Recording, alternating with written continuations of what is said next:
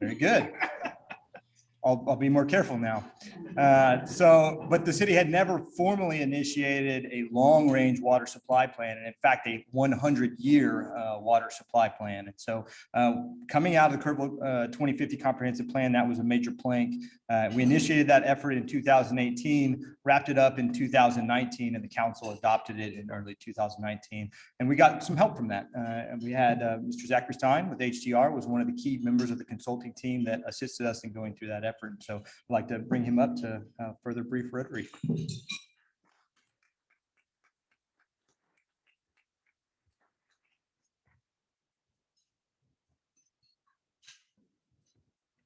Thank you, EA, for the very nice invitation and introduction to the Rotary Club. I'm excited to be here.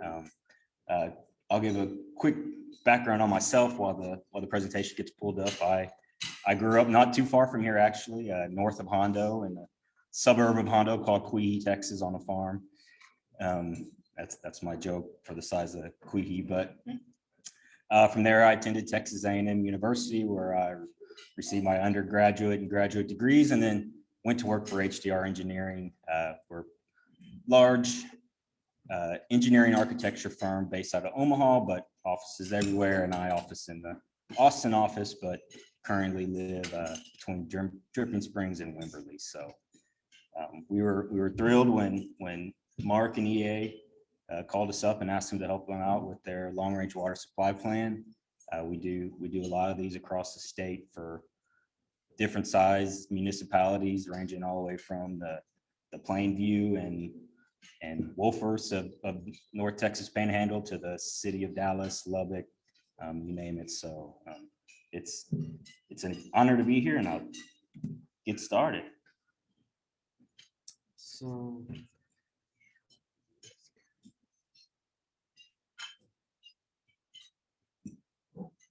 there we go.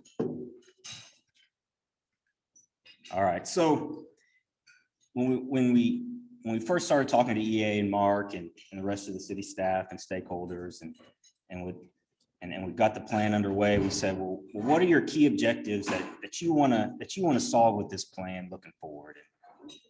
And they started off with, we've just completed our economic development plan. I think it was completed in 2017, maybe right before we got started on a long range plan on water plan. And in the economic development plan, the city had put a lot of effort in creating that vision of where they want to go into the future. And the water supply plan came in behind that and said, okay, this is how we're going to get there from a water supply standpoint. So, and in doing that, the first thing we do when we pull together a plan is the first thing we need to look and see what's the reliability of your existing supplies. So EA talked about the ASR, or aquifer storage and recovery. The city also uses water from the Guadalupe River, groundwater wells from the Trinity Aquifer, and then also the recent reuse pond constructed to help utilize that non-potable source. So that's the first thing we do. And then we look to the future, and we took that economic development plan and we developed what we think are going to be the future water demands moving out 100 years out into the future. So granted, there's a lot of uncertainty with that, and we'll touch on that in a little bit, but without that initial plan, you can't plan to meet it. So we develop those demands, and then from there we take a look at what are strategies to meet those demands moving out in the future, and we looked at a bunch of different sources, and we'll touch on those as well. And then finally, we pull together a plan to meet those needs. So what are the best strategies to meet that needs? What's the implementation plan? Moving forward, how are we going to do this? And EA has some great information on what the city's done since the completion of the plan at the end. So moving forward, touching on that methodology, the first thing we do is we look at the demands, as I said, and we look to the future and we say, okay, we think Kerrville is going to grow this much. You're going to have this many more water accounts, residential accounts, commercial accounts, and we take their existing water use and we and we apply those growth demands, and we come up with that future need. And then the second step is to determine what's the reliable supply of their existing sources. So when we look at reliable supply, we're not really concerned about the good years like we've had now in the last few years. We're more concerned about how did those existing supplies do during 2011 or the 1950s. And if there's anybody in here that remembers the 1950s drought, you know, everybody thinks 2011 is terrible, and it was, but the 1950s drought was still worse. And so you have to think about that when you're moving forward is, well, what happens if we have another 1950s drought? You know, what's our water supply going to look like? What's the reliability of it is going to look like moving forward? So, and then we take those two, we take what's the reliable supply during severe drought conditions, and then where are we going out in the future with demands, and we overlap them to say, okay, this is how much water the city is going to need moving out in the future 20, 30, 50, 100 years. So now that we have that need, and we say, okay, we need to strive to meet that need going out of the future, we start looking at the different strategies. How can we piece those together? Which ones are the best? You know, what's the best plan of attack to meet that need going out of the future? And then finally, we select the best ones and make recommendations to the city on which ones they should pursue. So, you know, a quick look at the water use demands. Currently, the city of Kerrville in a year uses about 4,700 acre feet of water. So if you think of terms of MGD, that's a little over 4 MGD a year. And for those not familiar with water terms, an acre foot of water is if you imagine a football field with water on top of it, 1 foot deep, that's an acre foot. So in a year, the city's using roughly about 4,000 of those. And that goes to everything from your residential water use, your commercial water use, irrigation, all the different sources that maybe you don't notice at first, but are behind the scenes using that water supply. And so the figure shows that in 30 years, that demand is going to grow up to 6,700 acre feet, you know, a little less than 50%, you know, 2,000 acre feet, about 2 MGD.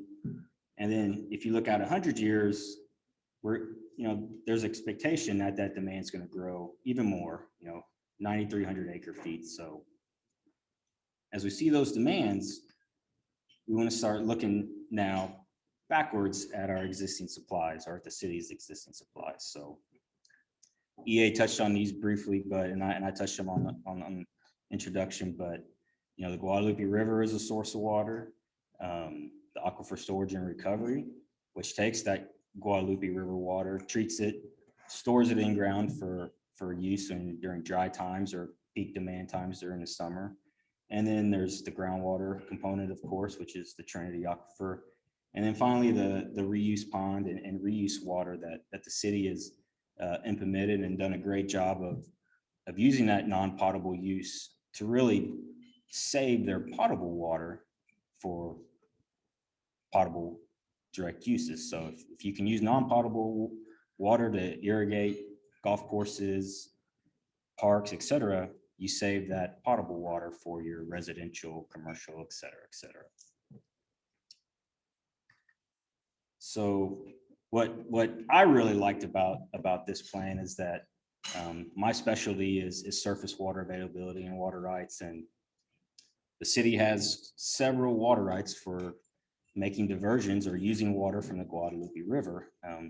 These water rights are fairly complex and fairly challenging to understand for the layman, but in my world, it was exciting.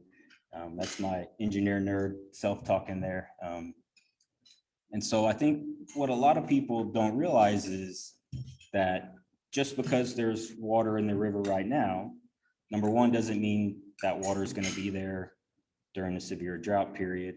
And number two, even if that water is there, it may not be Kerrville's to use, because there's hundreds of water right holders downstream of Kerrville that also have a claim to that water. So the way we look at that is we simulate that in the model. And if you look at the state water right rules, they go by prior appropriation. So first in time, first in right. So there's a junior to senior priority of water rights. And so there could be a downstream water right holder that has claim to that water that's passing by Kerrville. So it may not be theirs, even though you can see it. And so the model simulates that. And what the model showed that if you look at that strict prior appropriations and strict, if everybody followed the law strictly, there's some severe gaps there. There's some long gaps during drought periods in the model where there's no water available for Kerrville to use. Now, that if you look in the 1950s drought, there's 10 years in the model where there's no available water, and the recent drought is also very bad. 8 years of water, 8 years where there is no water available in the river for Kerrville. But if you look at what Kerrville actually did use from the river during that time, they were taking 3,000 to 4,000 acre feet a year from the river. And you said, well, how could that be? Well, a couple of things happened there. Number one, the downstream water right holders were doing fairly well during the drought, and so they did not make a call on that water. And number two, at that time, there wasn't a water master in the Guadalupe River. Now that has now changed, and there is a water master. And so during that next drought, there's a high likelihood that things are going to follow more of a strict prior appropriations approach. And so there's quite a bit more risk to Kerrville now, where maybe in those severe drought times in the past, they have been able to use that water, and now they may be able to use less because the water master is going to say, okay, so-and-so downstream needs this water, you got to let it go by. So that's something that we factored into the analysis and the risk that the city faces from using that supply. And so when we add up, we kind of did the same thing for the groundwater and the ASR and the different sources. So when you add up all of those reliable sources, the city has right at about 4,700 acre feet of reliable supply is what we predict that during a severe drought condition, the city could still get that much water from its sources. Now, if you remember back to the demand slide, their current demands are right at about 4,700 acre feet. So they're right there, reliable, but starting to take on more and more risk as those demands increase. And you can see this graph overlaps it with those demands. And as Kerrville grows, if they don't do anything, they're going to start to take on more and more risk as when that next drought comes, where's that water going to come from? Where, how are they going to get it? Are there going to have to be cutbacks and so forth? So by 2050, we estimated that there would be a shortage of about 1,700 acre feet. And I want to clarify this graph a little bit, because I'm not saying that in 2030, you're going to go to your faucet and you're going to turn on the faucet and nothing's going to come out. That's what, when you first look at that graph, that's kind of the first impression a lot of people get. But what that means is in 2030, if the city does not expand its existing water sources and a severe drought like the 1950s hit, what's going to happen is EA is going to be calling up businesses, people saying, you need to cut back your water use by X amount. You need to stop car washes, much like you would see. Austin had a big boil water notice or problems with treatment plants, and we saw restaurants not be able to serve water. We saw car washes not be able to use water, heavy industry having to cut back a lot of their production because they didn't have water. So that's the risk that I'm talking about there. So now that I've talked about that need, what are some options for the city to go out and meet that need out in the future? What can they do to reduce that risk moving forward? So with input from different stakeholders around the area, we came up with a list of a dozen or so different strategies that the city could pursue. And so you'll notice that these strategies aren't just groundwater strategies. They're not just using more water from the Guadalupe River. It's a wide range of things. We wanted to take a look at everything. EA and Mark, they said, we want to know all of our options. What's all out there? Where can we go? What can we do? And then we also got that stakeholder input to say, what are your ideas? What have you seen? And, what have you done before? And so that's our initial list. I won't go through everyone, but just to give you an idea of all the different things we looked at. So from there, we went through this exercise of evaluating each one of those strategies. And so what we did was we came up with a cost of what we think it would take to implement that strategy. And then there's a unit cost. So what that unit cost does is kind of say, well, the strategy is really cheap, but it doesn't really supply that much water. So the unit cost isn't very, very good. You're paying a lot of water per unit, or paying a lot per unit. Whereas you may do something really big that may cost a lot, but it also brings a lot of water. What's that unit cost? So it puts everything on a level playing field there, in a sense. And then we also took a look at a couple of more subjective categories, I guess you could say, of the evaluation. Was permitting effort. For instance, this is a great strategy. We're going to go build a big reservoir. It's really tough to get a permit for a big reservoir right now. That's something that takes 30 years if you're lucky. With this new administration as well, they're leaning more towards the green side of things, and so it's going to be tougher and tougher to do large infrastructure projects. So that's definitely something that plays into it. And then the implementation effort was also something else. A good example is direct potable reuse. It's gaining steam, but there's still a lot of the yuck factor with it. I don't want to drink your wastewater. So those things also play into it. And so what we did was we ranked all of those, or scored each one of those for those categories, and then we ranked them. And you can see, if you look at that heat map, the green means better, red means worse. So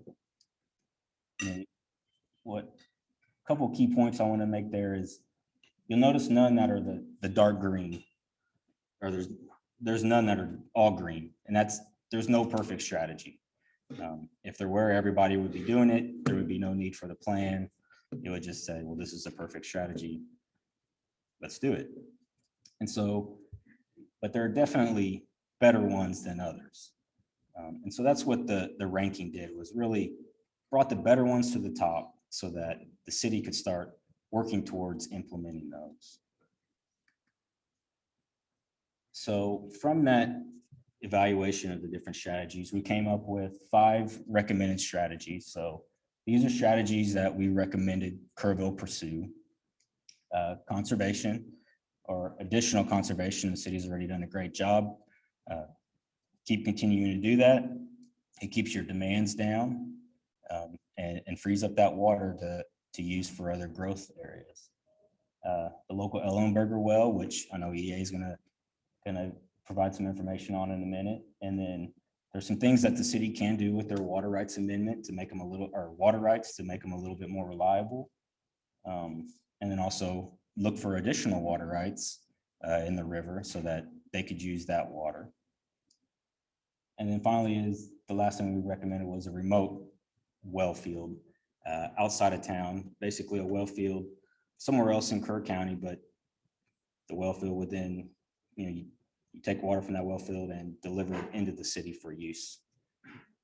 So those are the recommended ones. And then we also had 2 alternative strategies. So an alternative strategy is meant to say, if one of those recommended strategies all of a sudden has a fatal flaw come up or is implemented, one of these strategies moves up and takes that place. So those 2 were ASR expansion with additional treatment capacity, and the direct potable reuse. So, and at the end of everything, we come up with the recommended steps for the city to pursue, and I'll let EA take over and talk about what they've done since the completion of the plan.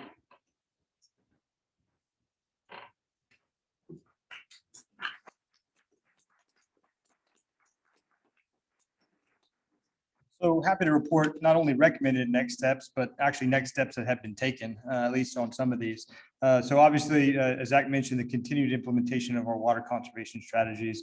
And again, Kerrville has been very aggressive on this for a number of years in implementing year-round water conservation efforts that are reasonable, right? It's about not irrigating, not doing watering during the middle of the day when you're in the heat of the day, things that make common sense. But you'll notice, even in some of these more dry summers that we've had in the last 2 or 3 years, where you've seen pretty extensive drought restrictions that have been implemented out in the county, City of Kerrville hasn't actually had to do those. And the reason for that is that we have a much more robust water supply than most of the folks that are out on wells out into the county, or that are on some type of centralized well system for their neighborhood out in the county.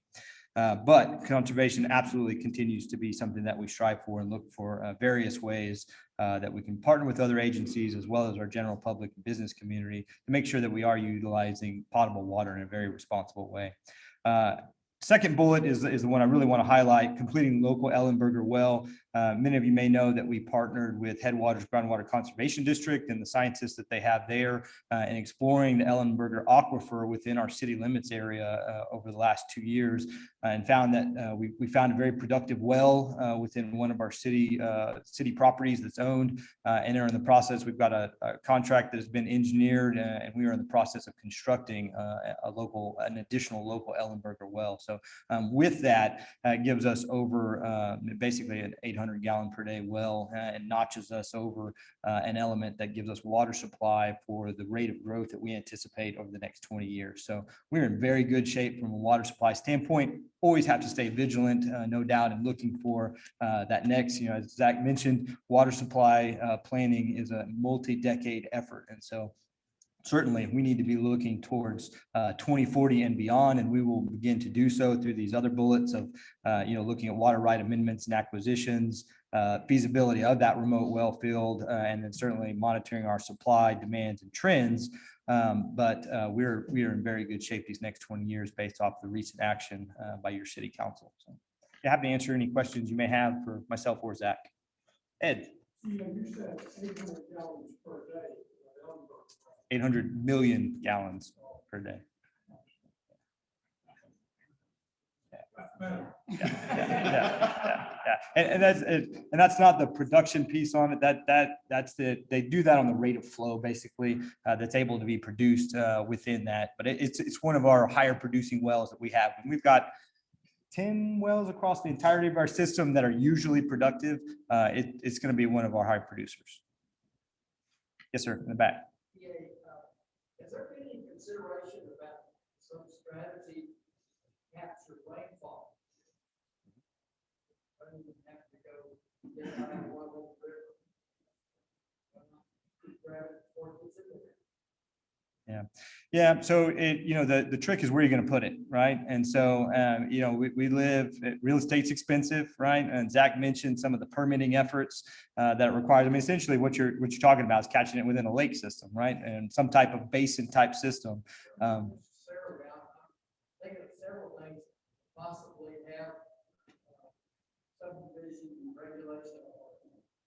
In other words, I think the word to look for, make it a requirement that new home construction have individual systems, rainfall capture for that. Yeah. On irrigation. Yeah. Yeah, and we do see that in some areas, right? And you're seeing subdivisions in some areas that are relying on that entirely. And a lot of that's related to infrastructure cost of putting in some of these subdivisions that are way on the outskirts, way away from treatment plants. We may end up seeing some things like that out in the county. We're fortunate that within the city, because we do have a robust centralized infrastructure system, it doesn't typically tend to be cost effective. Yes, sir. One is, do you provide any materials, presentations to each of these? Knowledge also that needs to go to each Mhm.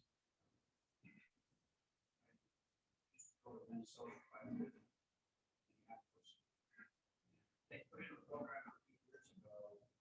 When they were swimming pools. Hmm. They started with 5 inspectors to go to these, they have this long pools in the city. During the drought, they would issue tickets on those pools. They would be used. Mhm. And they gave an incentive to waive those in rubber inflatable pools, Mhm. club grant, right? Right. And they didn't get rid of them in a certain period of time. They had to pay a heavy fine. And the other question is there really a marketable, a realistic impound area? No, sir. That's what I've been told. I don't like it. Correct answer, let me put it that way. Yes, sir. We did look at, Zach looked at some of the elements related to some of the gravel pits, and there were some fatal flaws within that strategy, and certainly Zach can elaborate on those if interested. But no, sir, there is not a viable, large-scale impoundment facility really available within Kerr County. Certainly not within a reasonable time frame. Yes, sir. Looking at your costs for different things, I wondered like conservation had some money price tag. Zach, you may want to talk about some of the pieces that factor into that. So the term I'll throw out there is demand hardening. So the city's already done a great job of implementing conservation measures, and there's a certain point.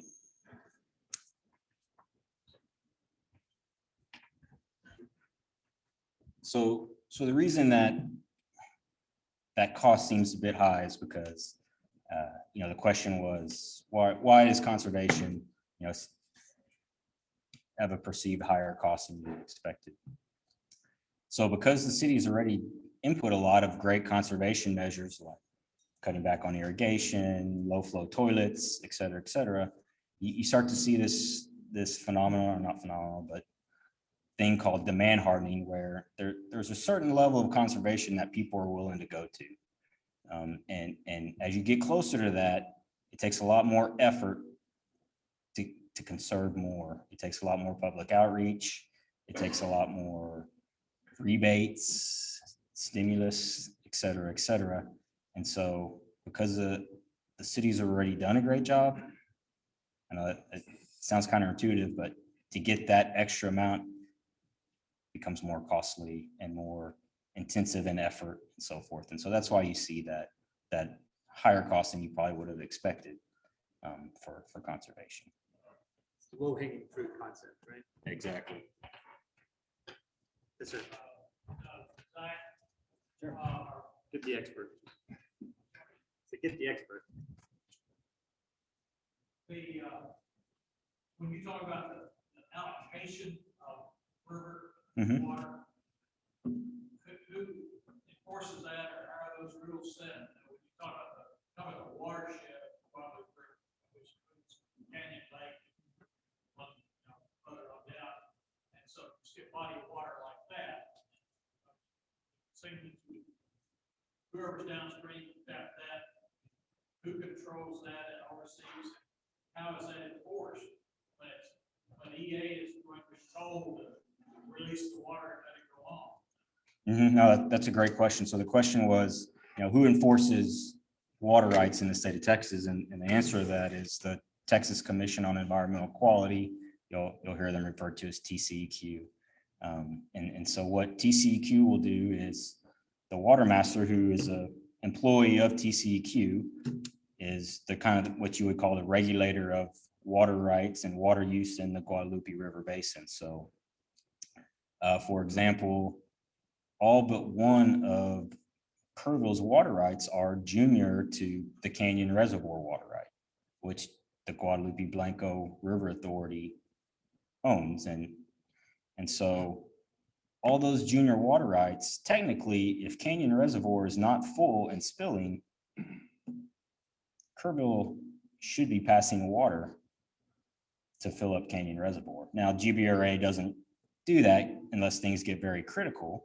And that's usually when TCEQ steps in, when you're in a severe drought. 2011 is a good example in the Brazos River Basin. There's some very senior water rights that Dow and other industries own at the bottom of the basin. The river was very low. They weren't able to get all of their supply. TCEQ started calling up junior water rights upstream and telling them to stop using water in the river because Dow was not able to get their allocated amount. So luckily, the Guadalupe River Basin fared a little bit better, especially in the lower basin, because the same thing is down there. There's a lot of heavy industry down there. Dow also down there that have very senior water rights that technically could call on Kerrville's water. It's tough to imagine that someone down at the coast could call on water passing by Kerrville, but it could happen if things got bad enough. I'm hung up on a senior water right, a commercial operation that takes water away from people. Talk to your state legislator. So I got an interesting story on that as well. If you're got time, back in the 2011 drought, the same thing happened, and TCEQ did that very thing. They started cutting off non-municipal rights, and so just like you said, it's hard to think that they would cut off a municipality. I believe the Ag Extension Agency sued TCEQ and won, saying because some of those rights that got cut off were irrigation rights for farmers, sued TCEQ and won because according to the Texas state law, a water right's a water right, whether you use it for irrigation, a pond, a municipality. And so you have right to that water. So. Zach, right now we're hearing a whole lot about the extremely bad drought in the western part of the nation. Mm-hmm. Is there any concern on this? So that's a great question. And the question was if, we're seeing severe drought conditions in the Western US, is there concerns that could hit Texas? I mean, absolutely. My concern is that since 2011 and really since 2015, we've seen times of plenty in terms of water. It's been wet and actually almost too wet, where we've had Hurricane Harvey and a lot of other flooding events. And you've seen the legislature and a lot of other people really start focusing more on flood mitigation. We're doing several of the regional flood plans for the state right now. And that attention's kind of drawn away from drought conditions, and hopefully it doesn't catch us off guard when the next one hits, because it's coming. It's just a matter of when. Something else that we find that clients are wanting us to do more and more is climate change evaluations and seeing what kind of risk that's going to play into your future water supplies 20, 30, 40, 50 years out. So. One last question. You talked about adding to the water rights of the city. When I bought our property, the water rights have been separated from the property, and I wanted them back. Mm-hmm. And it was enormously expensive. Possibly spend enough money to buy enough water rights to help the city. So that's a great question. So asking about the feasibility of purchasing new water rights or acquiring new water rights. So it's not cheap. I mean, definitely, and water rights can be bought and sold just like anything else. But when you look at the cost of building a new reservoir or a new water treatment plant, it gets to that same level of cost. There's a few other things that the city can do as well with amending their water rights. And that's to shore up a little bit of the reliability. Now, I will say it's not a big drop in the bucket to meeting that need. It's one of those low-hanging fruit things that will get you a little bit more, but it's not that big answer that's going to solve your water problems over the next 100 years, put it that way. One of the other key things I think is to remember is water surface rights and water amendments are paper water, right? That's paper water with TCQ. That's not wet water. I like wet water. Wet water comes out of wells, and that's been our focus. Yes, sir.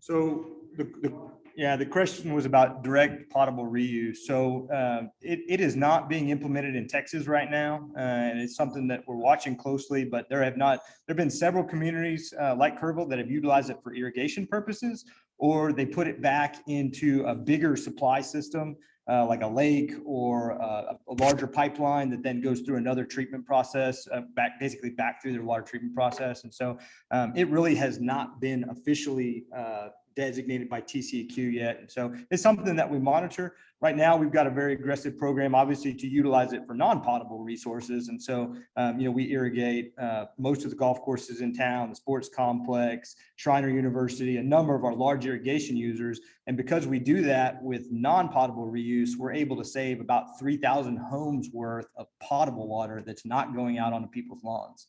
So right now, we feel like that's the most responsible way to use it. Yes, sir. Sorry, and you had a question first. No, right behind you, Ed, right behind you.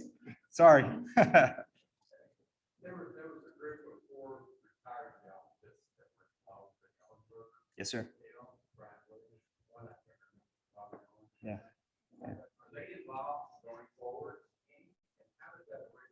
Yeah, they are still involved with Headwaters, and they, just a tremendous group of volunteers that were purely volunteering their time. Some really smart guys that had, some great backgrounds with the oil industry back in their careers, and provided a lot of service to the citizens of this community in free service, and be able to use their expertise in looking at water, underground water and aquifers that had been unexplored. So yes, they are still involved, and we're still very closely connected with Headwaters moving forward as they continue to refine their research. Can't say enough about those gentlemen. Yes, sir. Do you factor improvements in technology into your projections? Looking 100 years ahead, there's certainly going to be technological improvements, particularly in the area of potable water reuse. So is that just all gravy, or is that something that you factor in? So more on the gravy side. We definitely want to plan and when we plan, we want to be conservative. We don't want to plan on something that we think may happen out in the future, which I'm sure it will. And everything's going to get more efficient, right? More people are going to do rainwater harvesting. More people are going to get lower flow facilities, et cetera, et cetera.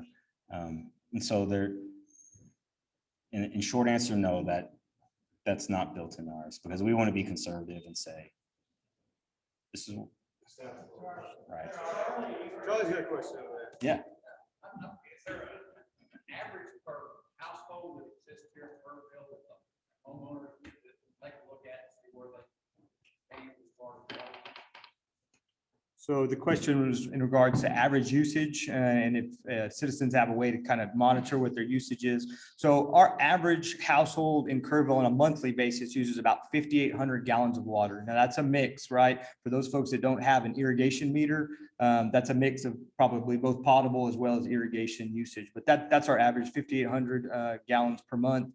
You'll see on your water bill, and we're slowly moving forward on a phased approach to automated metering, which is going to give more real-time data to citizens to be able to monitor their water usage basically on a minute per minute basis. And I want to correct my stat earlier, Ed. It's 800 gallons per minute, 800 acre feet per year related to the Ellenberger well that was talked about. Yeah, sorry. One more question. I just wanted to express my opposition. Non-potable water coming out of the faucet in Kerrville. Yeah. At least for the next 2 or 3 years. Yeah. Yes, sir. Understood. In the back, do we have one on it? We have one online. Okay. What caused Kerrville to have inferior water? So I'll explain that one. So I don't want to use the term inferior, because they do have some very senior water rights. The problem is there's other people downstream that have more senior water rights. And the way that those came about was I'll try to make a long story short, but in the 80s, when Texas shifted to the prior appropriations doctrine, what they did was they went back and looked at when people started using water. And based on when you started using water from that water source was the priority date of your water right. So Kerrville has a very senior water right that they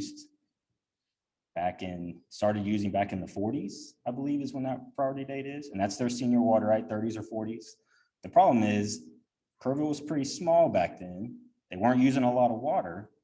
So that senior water right isn't very big. Now, since then, in the 60s, 70s, 80s, 90s, they've gone and got more water rights. But when you go get a new water right, you get that priority date at the time you get it. So that's why they're a bit more junior, I would like to say, rather than inferior. So.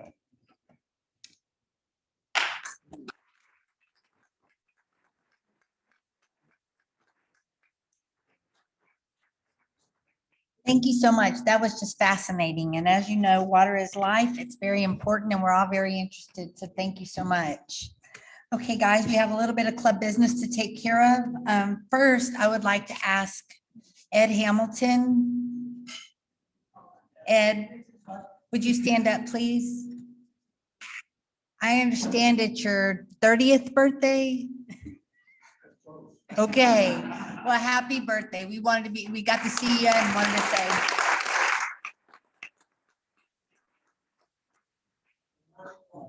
'91. Happy 91st birthday. Also, I would like to share with you some information. You know, guys, we have been quarantined, but still having a club, a very active club, doing tons of stuff all year long.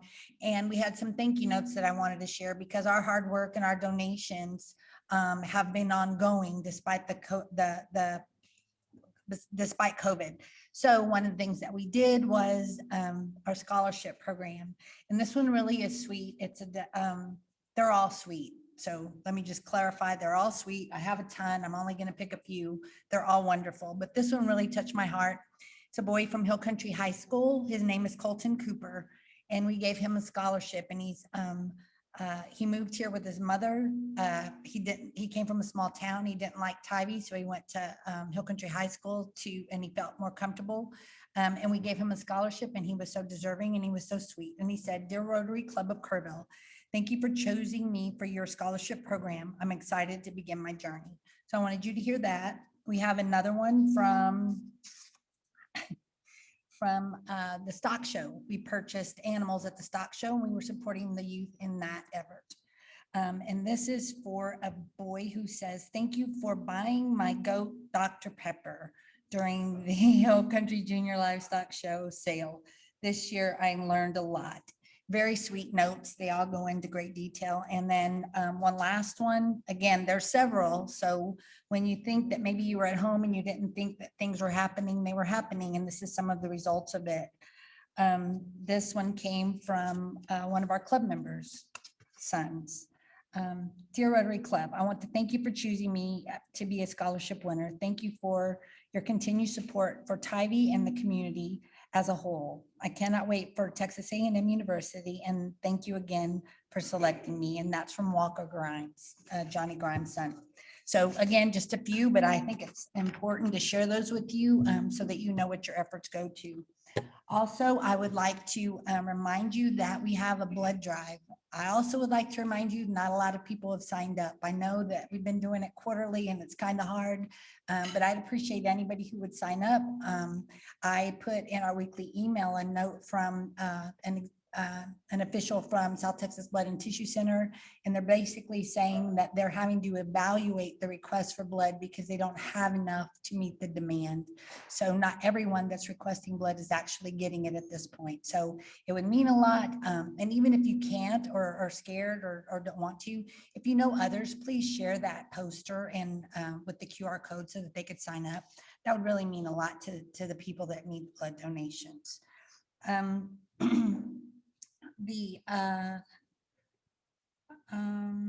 I'm I'm looking at who might be here. We have some Paul Harris Fellows and they're not here. That's Glenn Crane and Laura Diane Osborne. So we still are going to give them theirs when we see them. Bill Rector is not here for a red badge exchange. I would like to remind you to pay your invoices. You should have gotten an invoice for June 1. So please look for that. Make sure it gets paid. No, July 1. You should have gotten one in March 1. Okay, if you haven't paid that, we're going to need you to do that. So please go look and see. We were just talking amongst ourselves. We hadn't seen an invoice. So because it's not coming out yet. And so just look for them, please, and help us keep up with that. It's not that we're doing bad, but I think the more we get reminded, the more we get them paid. So that's why we keep doing it. And there is something special happening next week. Do you want to talk about it or no? Yeah, next Tuesday, I'm going to be installed as district governor.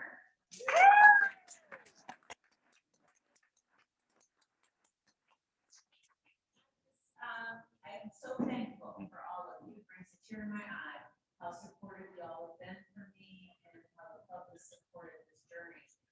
So if you don't see me as much like the next 6 months, 7 months, there are a lot of clubs that meet Wednesday at noon. That's all I have to say, and I need to visit all of them. I think there's a total of 13 or 14 clubs out of the 54 that meet Wednesdays at noon. The remainder mainly meet Tuesdays and Thursdays at noon. So I'll be on the road a little bit, but whenever I'm not there, I'll be here. But thank you. Party's next Tuesday, 6 to 8. Program will start probably between 6:45 and 7 o'clock. It's not going to be long. It's going to be informal. It literally is a party. So hope to see y'all.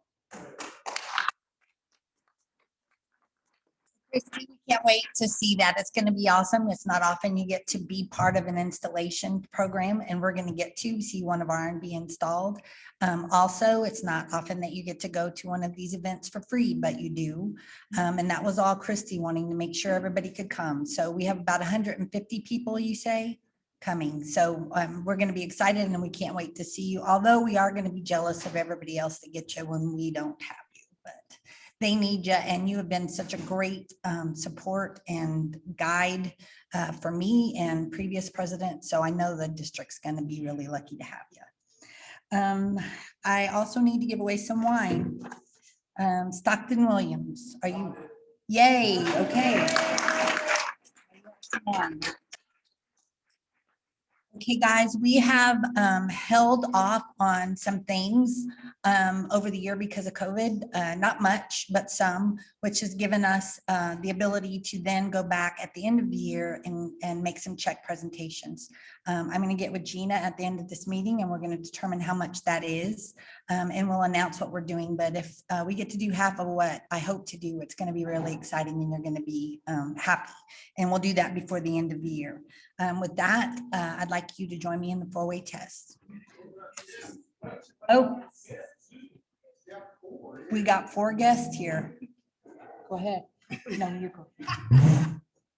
I have to fight for my mic time. So anyway, so we have a visiting Rotarian, Mike Canales from North Central San Antonio. Mike, I'm going to ask you to actually stand back up and introduce your Interact guests. Start with Abby Robinson.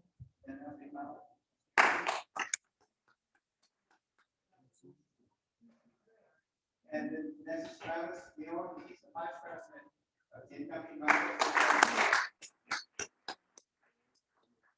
Betsy Dixon, she came to us about halfway through the year to Winston School, but she's going to Interact and she's on fire. We're going to make her something with that.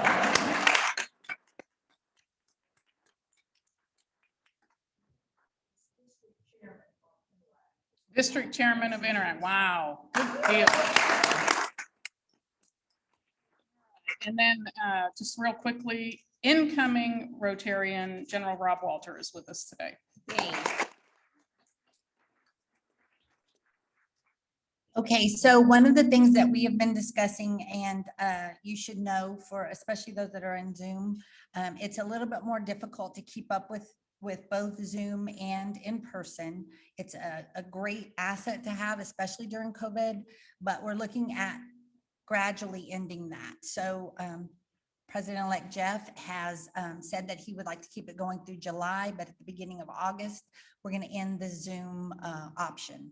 So we just wanted to give you that heads up, and Jeff and I will remind you every week so that you can get yourself prepared for that. And also President-elect Jeff has asked that whoever is here that's a member of his board for next year, please stay, because he's got some things to discuss with us. And Christy too. Okay, guys, I think I'm gonna be able to do the four-way test. So if you will stand and join me in the four-way test. Of the things that we think, say, or do, is it the truth? Is it fair to all concerned? Will it build goodwill and better friendships? Will it be beneficial to all concerned?